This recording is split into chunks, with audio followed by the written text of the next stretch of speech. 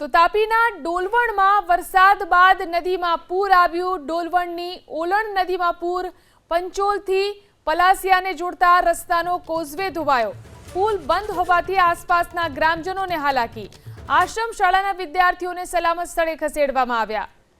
તો તાપીના ડોલવણમાં વરસાદ બાદ નદીમાં પૂરની સ્થિતિ છે। ડોલવણની ઓલણ નદીમાં પૂર આવ્યું છે। પંચોલથી પલાસિયાને જોડતા રસ્તાનો કોઝવે ધોવાઈ ગયો। પુલ બંધ હોવાને કારણે આસપાસના ગ્રામજનોને ખૂબ જ મુશ્કેલી પડી રહી છે।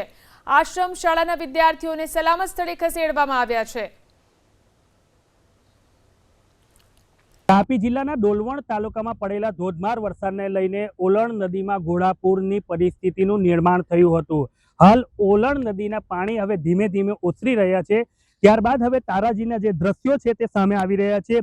આ જે છે તે માર્ગ છે તે પલાસિયાથી પંચોલને જોડતો આ માર્ગ છે, જ્યાં જે લો લેવલ બ્રિજ આવ્યો છે ત્યાં મસ્ત મોટું ગાબડું પડી ગયું છે। વાહનોની અવરજવર અહીંથી બંધ કરી દેવામાં આવી છે।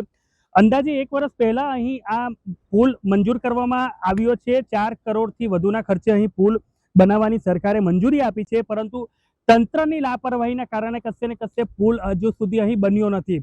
અહીં જે આશ્રમ શાળા આવી છે નજીકમાં, તે આશ્રમ શાળાના જે બાળકો છે તે લોકોને પણ અહીંથી સ્થળાંતરિત કરવામાં આવ્યા હતા, સહી સલામત ખસેડવામાં આવ્યા હતા। દર વર્ષે ઓલણ નદીના જે પાણી છે તે અહીં ફરી વળે છે। જે પુલ છે તે હાલ ક્ષતિગ્રસ્ત થઈ ગયો છે અને નુકસાનીના દ્રશ્યો હવે સામે આવી રહ્યા છે। ત્યારે જે તંત્ર છે તે કામગીરીમાં લાગે એ જરૂરી થઈ પડ્યું છે। ધવલ પરમાર, એબીપી અસ્મિતા, તાપી।